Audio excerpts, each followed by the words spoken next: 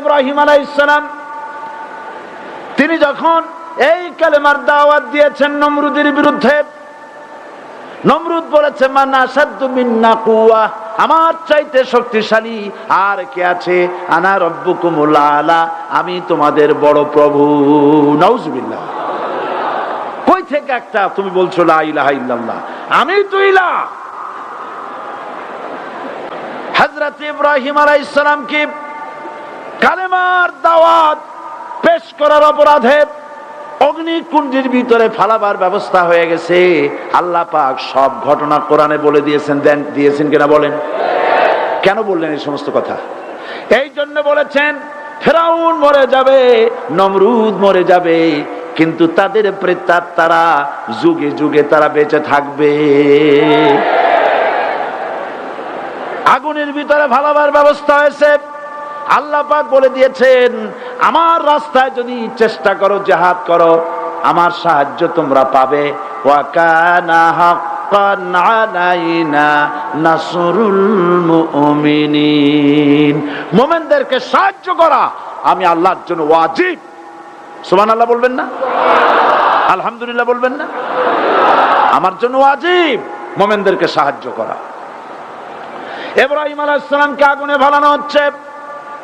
হযরত জিবরাইল বলেন ইব্রাহিম তোমাকে আগুনের ভিতরে ফেলানো হতেছে, আমার কাছে সাহায্য চাও, আমি তোমারে বাঁচায় দেব। হযরত ইব্রাহিম আলাইহিস সালাম তিনি বললেন জিবরাইল আমার পরীক্ষা চলতেছে, আমাকে ডিস্টার্ব করো না, আমি তোমার কাছে সাহায্য কেন চাইব? আমি তো এমন কোন অন্ধ আল্লাহর ইবাদত করি না যিনি তার বান্দার দুঃখ দুর্দশা নিজের চোখে না দেখেন। পরীক্ষা পাস করছে না? পাস করছেন কিনা? হযরত ইব্রাহিম বলেন শোনো জিবরাইল, আমি যদি আগুনের ভিতরে পড়ে যাই আর আগুনে পুড়ে যদি ভস্ম হয়ে যায়, আমার আল্লাহ যদি এতে খুশি হন, তাহলে আমি আমার রব্বুল আলামিনকে খুশি করার জন্য এভাবে 1000 বার পুড়তে আমি রাজি আছি। ইব্রাহিম আলাইহিস সালাম আগুনের ভিতরে পড়ে গেলেন। আল্লাহ রাব্বুল আলামিন আগুনের প্রতি নোটিশ করে দিলেন ইয়া নারু কুনি বারদাও ওয়া সালামান আলা ইব্রাহিম, আগুন আমার ইব্রাহিমের জন্য শান্তিদায়ক ঠান্ডা হয়ে যা। ইব্রাহিম আলাইহিস সালাম জ্বলছেন, পুড়ে গেছেন। নমরুদ তার প্রাসাদের ছাদে বসে ইব্রাহিম আলাইহিস সালামের পোড়া দৃশ্য দেখে আনন্দ করবে, আগুনের দিকে তাকায় দেখে ইব্রাহিম আরামে বসে আছেন। পোড়া তো দূরের কথা, জামাও পড়ে নাই। ও ডাক দিয়া বলে রে আগুন, গোটা জাতি নিয়ে তোর পূজা করলাম, আমার দুশমন কেন জ্বালাইতে পারিস না? তোর জ্বালানো শক্তি কি নষ্ট হয়ে গেছে নাকি? আগুনের ভিতর থেকে আওয়াজ বেরিয়ে এলো নমরুদ, আমার ভিতরে দাহ্য শক্তি জ্বালানো শক্তি আছে কি নাই যদি প্রমাণ করতে চাও, টেস্ট করতে চাও, তুই নিজে আয়, তোরে সুদ্ধা তাম দুনিয়া জ্বালাই দিতে পারি, ইব্রাহিমের এক গাছা পশম জ্বালাইতে পারি না।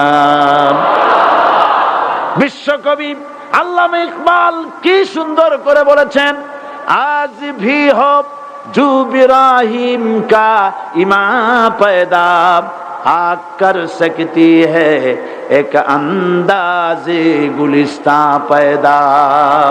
ইব্রাহিমের ঈমান যদি আজও কোথাও হয় বিদ্যমান, করতে পারেন অগ্নিকুণ্ডে খুবসুরত এক গুলিস্তান।